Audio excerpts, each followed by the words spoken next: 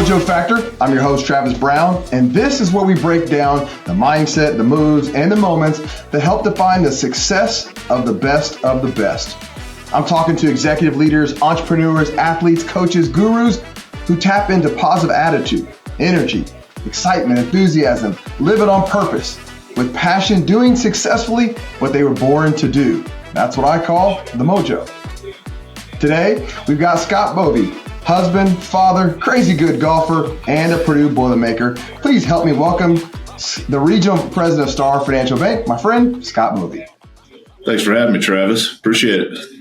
So my first question I have for you is when I know you're a diehard Boilermaker. So when's your first memory of being either at Purdue, being a Boilermaker? How far do you go back to that memory?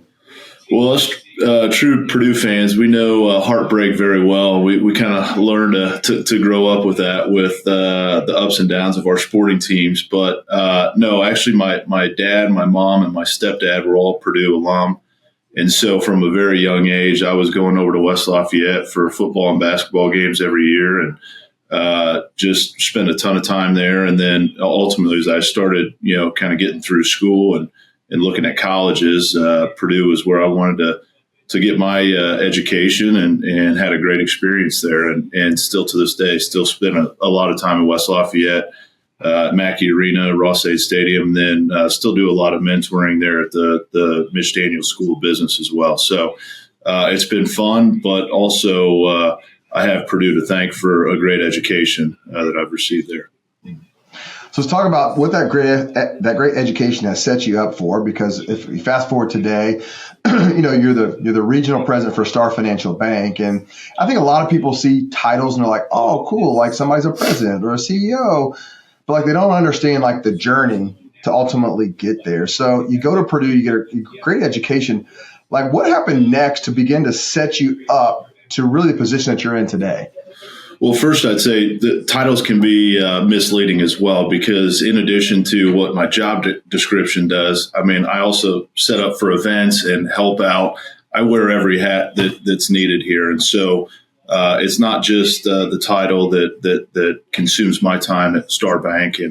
But I'd say, kind of to your question, there's been a lot over the years that have helped me get to where I am today. A lot of people, a lot of opportunity.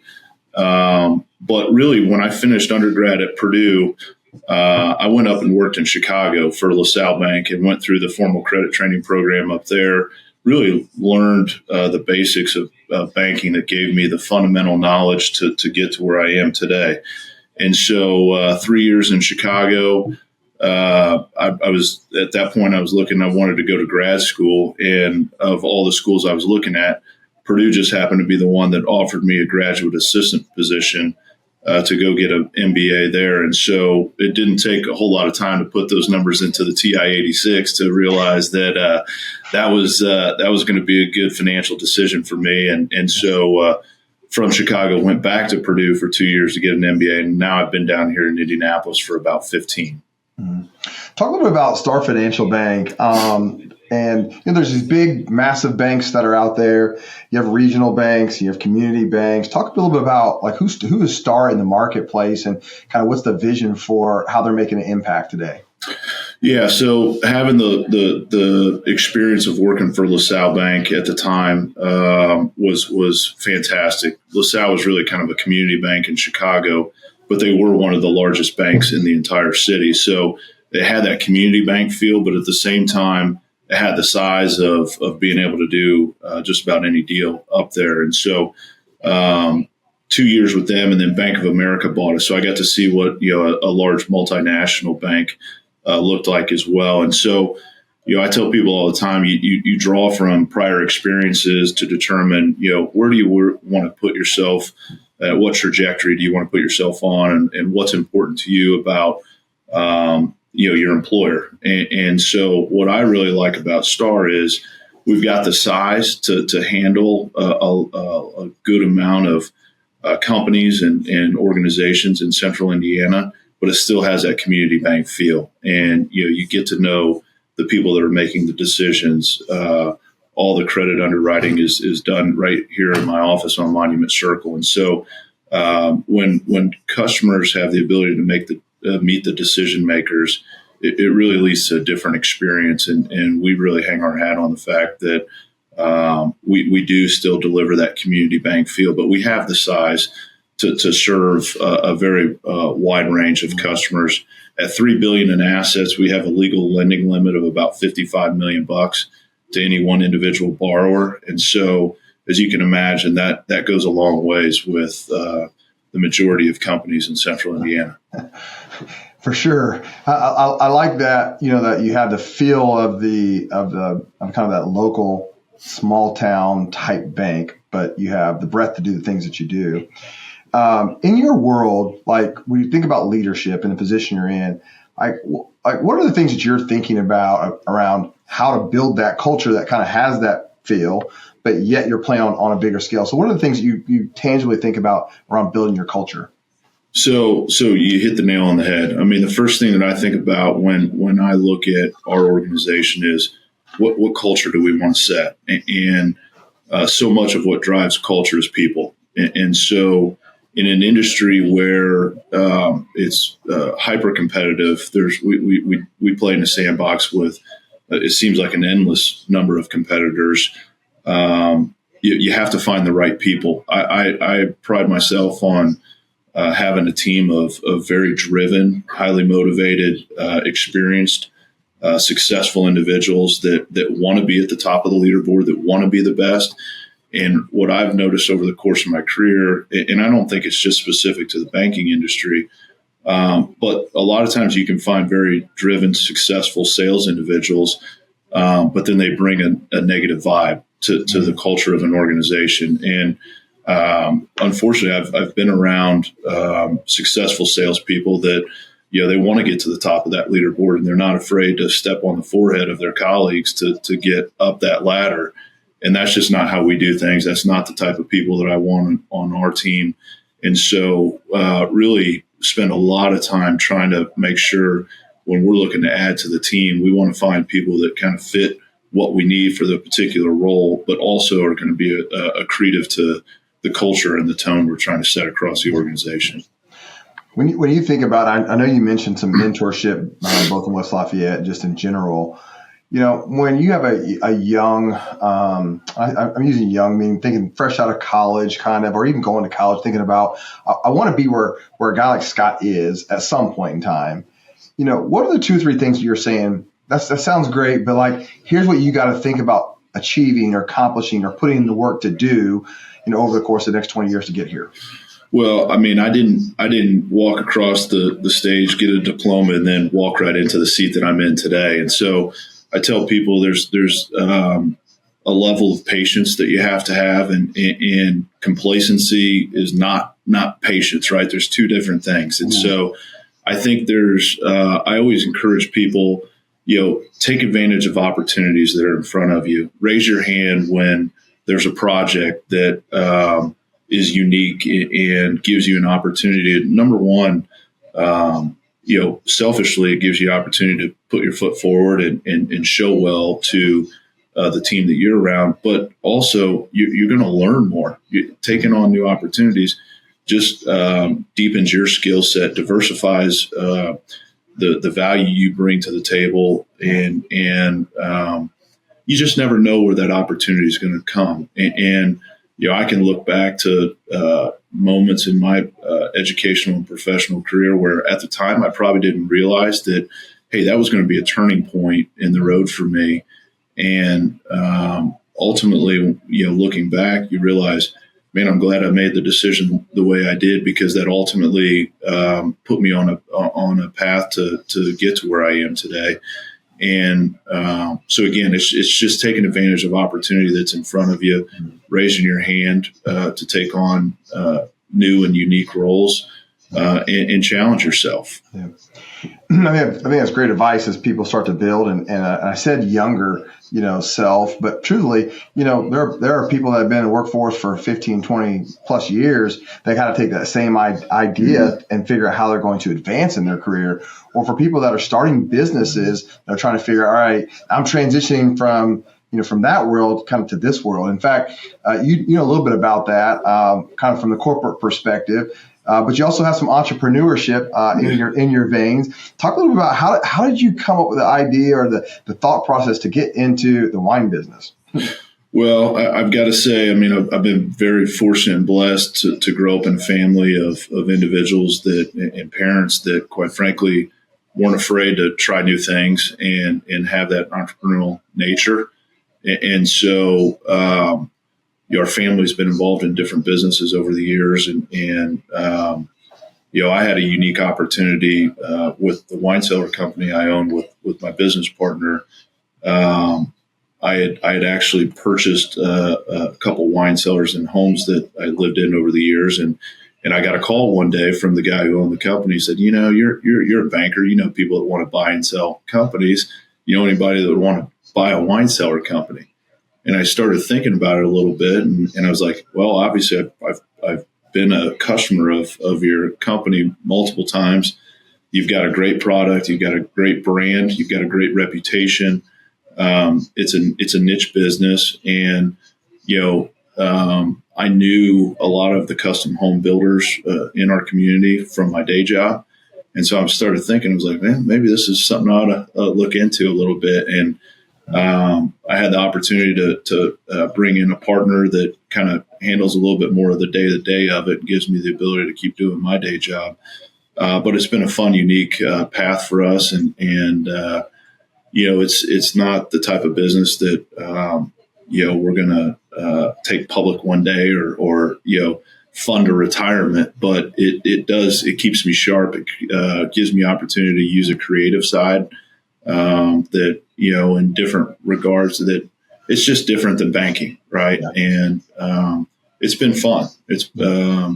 And I just enjoy challenging myself and keeping my mind sharp, and it's a great way to leverage the network that I have in our community and hopefully create a great wine cellar for a family or a business.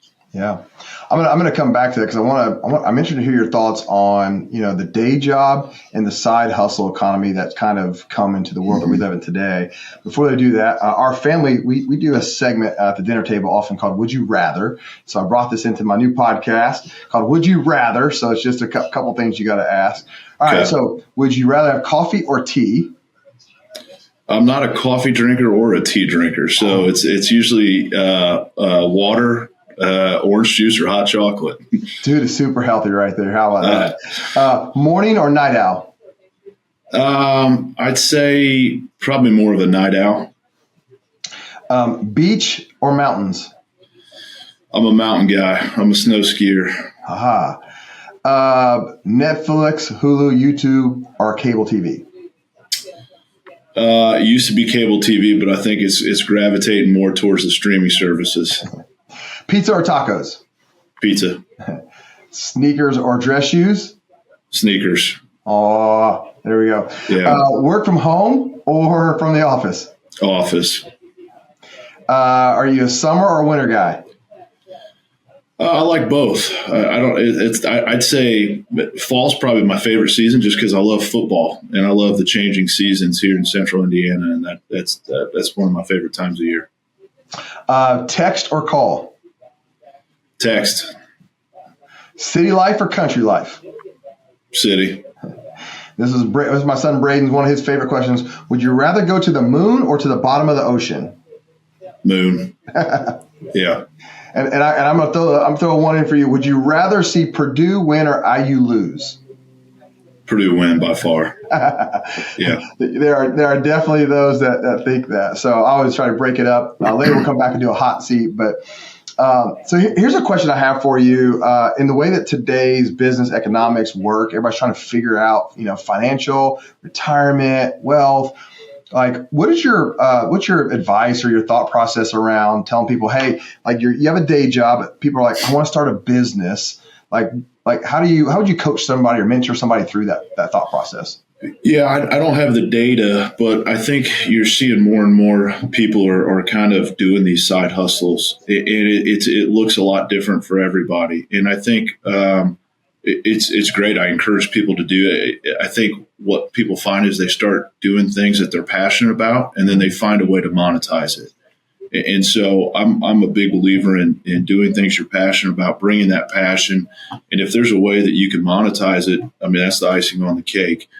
I think for us and our family, we've just kind of looked at it as another way to diversify, our income stream and our personal balance sheet.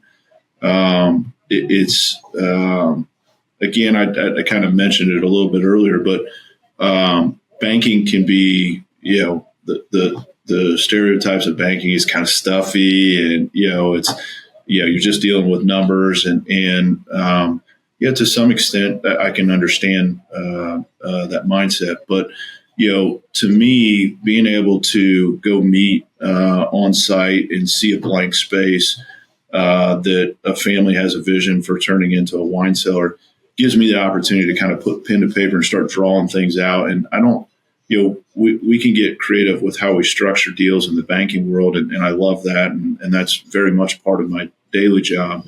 But from an artistic standpoint, the wine cellar company gives me kind of an outlet to put pen to paper. And there's something really cool and unique about, seeing that blank space and empty closet or room, and then seeing that after we come in and install and just bringing something to life, and that to me has been a very rewarding part of the job. And again, I get to use a side of my brain that doesn't necessarily get used as much from a day job perspective.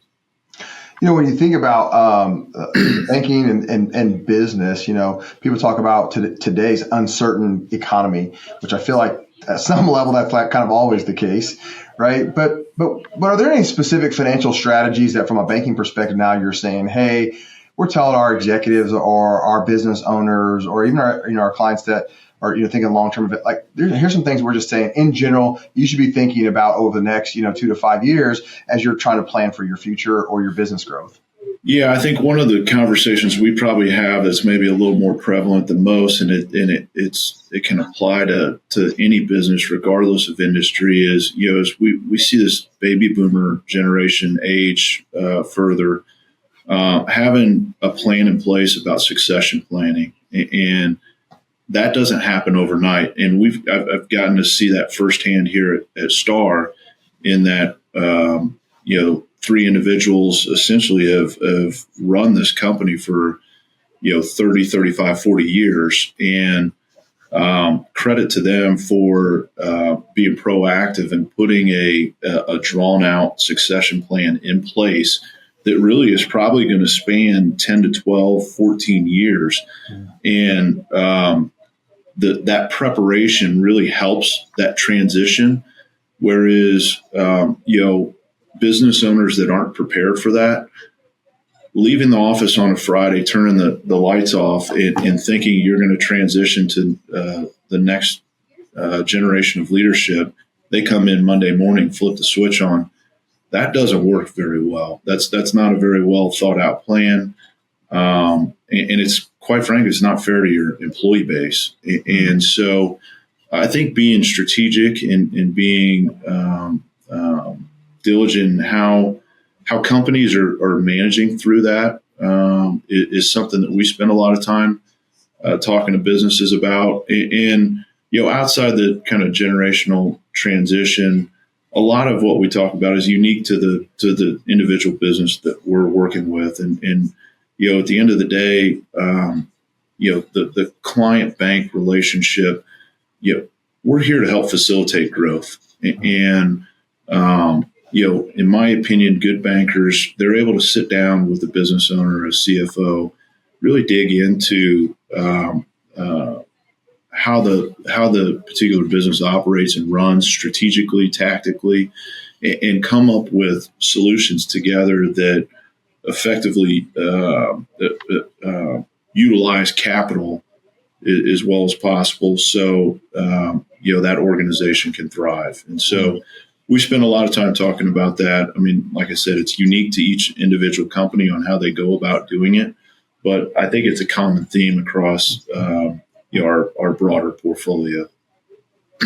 Now, Scott, obviously, I've gotten to know you over the last couple of years, and not only you, but Star do a lot in the community. Mm-hmm. Transition a little bit to kind of Star's philosophy on community involvement, but also yours personally, because I know you sit on different boards and you're trying to make an impact locally. Why has that been such a foundational piece of kind of who the bank is, but also you personally? Well, I'll talk about it a little bit kind of separate, and then I'll try to bring them together. So, my parents instilled me at a young age the importance of giving back and supporting the people in and around the communities in which we live. And so, from a very young age, it was instilled in me the fact that we have a gift, and it's we need to give back when we can. And so, personally, I've gotten involved in a lot of different organizations in and around Indianapolis, just because I think it's the right thing to do to give back to our community and help those in need that might not have had the luxuries and fortune that maybe some of us have been provided over our lives. And so that's been very rewarding for me to help step into some of these organizations and just help bolster what these various organizations are doing. To kind of tie it into Star, as a community bank, we've kind of had this mindset that our company is only going to be as strong as the individuals and the companies within the communities that we serve. And so I think it's cliche and it's probably overused sometimes, is the relationship aspect of banking and community banking, but we really live it out each and every day. And I've got to give a lot of credit to Star in terms of not just me, but all of our employees are given the opportunity to get involved in the community. We have financial resources that we use for support for various organizations. And the bank gives every single employee a full day throughout the year to go give back to whatever community organization that the employee so chooses. And so we walk the walk and talk the talk. And I think that's, again, we talked a little bit about culture earlier, but that is part of our culture and that's our DNA. And it's very much important to us to be good stewards in our community. I love that because, a lot of companies say it and then you kind of see, do they let their people, do they invest in it? What does it actually look like? And obviously we sit on a board together. And so I've seen it from that perspective, but know some of the other things that you're doing to make a community impact. And, as a husband and a father, I want to ask this question around golf because, golf has done something for me in my life, which was, allowed me to understand how to be committed to a game that had a set of rules that are easy to not adhere to, but takes a lot of character to adhere to. I'm curious of how have you used golf to grow business and kind of leadership through the things that you've done in your life? Well, there's a couple things I would point to. I mean, first off, where else are you going to get 4 hours of kind of direct attention with people? And the golf course is probably the number one spot where you have that opportunity. And so you get to know people pretty well over the course of a round of golf. And obviously I enjoy playing. I love the competitiveness of it. I love just being outside, the exercise, keeping active.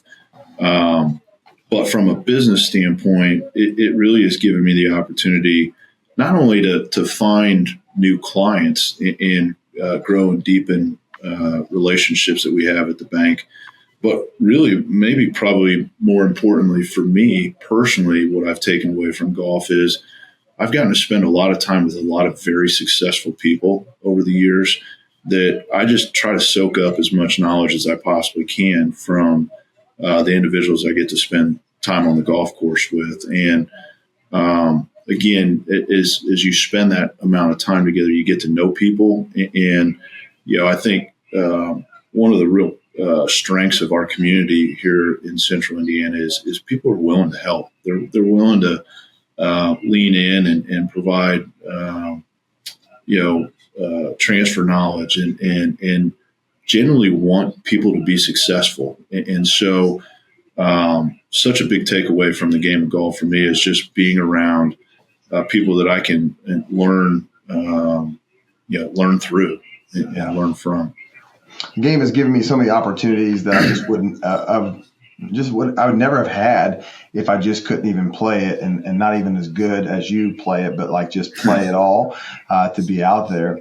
We're almost out of time here. I'm going to go into a hot seat, which is a rapid fire, some of your favorites. But before I do that, I just thought of this question. I'm just curious. One is who would be in your dream foursome? You plus 3 other people, dead or alive. Like, who would you want to play golf with, and which course? Tiger Woods would definitely be number 1 on the list. I'd love to play golf with Jordan. I think I'd be shaking so much on the first tee playing against Jordan, and I definitely couldn't afford to play a match with him. Right. But I think it'd just be incredible to do that. And actually, maybe the fourth is somebody I've had the fortune of playing a few rounds with is Peyton Manning. And he's just, I love being around Peyton, and I guess timing's makes it relevant. I just had the chance last night. Peyton was in town hosting his 17th annual gala for Peyton Manning's Children's Hospital. So I think the 3 of those guys that'd be, I'm a sports nut, and, it doesn't get much better than those 3 dudes. And what course are you playing? Probably Augusta. Yeah. Definitely get it. Yeah. On my list, and probably those guys as well, for sure. All right, here we go. This is just a round of favorites. No right or wrong answers, but here we go. Favorite place to vacation? Beaver Creek, Colorado. What is your guilty pleasure snack? Oh, man. Strawberry Mentos. A brand you love to wear or support? Holderness and Bourne golf shirts. Okay. An all-time favorite basketball shoe? I know you're a sports guy. Man, those patent letter J's are pretty strong. Right? The Jordan 11s are for sure. Not Purdue, because I know that answer. A professional or college sports team that you just love to support? I'd say the Colts and Pacers. Okay. TV show that you love to watch, or you have binged watch, like that's your TV show? Well, the current one right now is Landman. I love Landman. Landman. Okay. I'll check that out. An athlete, entertainer, actor, or actress that you're like, man, just hats off. Well, we talked about Peyton, which that's number 1 for me, but what Tom Brady has done over the course of his career is pretty impressive. So I got to tip my cap to. Especially the transition into the booth and the ownership. That's even crazier. Right. Mac or PC? Mac. iPhone or Android? iPhone. The gaming station you played as a kid? Man, my parents wouldn't buy me a gaming station. I convinced my 82-year-old grandma at one point to buy me a Super Nintendo for Christmas, much to my dad's disliking. But if you had a theme song, what would it be? Man, if we're playing rapid fire, you got me stumped on that one, Travis. Okay, a book that you'd recommend? Man, I haven't read anything lately. I would say The Giving Tree. Okay. We read that with the kids a lot. I like that one. If you could switch lives with one famous person for one day, who would it be? Well, regardless who's in the seat, I think being president of the United States for a day would be pretty cool. Right. And if you could have dinner with one historical figure of all time, who would it be? Maybe Muhammad Ali. That'd be interesting. Yeah. One thing on your bucket list you haven't done yet? Hella skiing. They're like you're being dropped down into. Yeah. Oh, that's drop crazy. out of a helicopter and go ski. Do you have any hidden talents?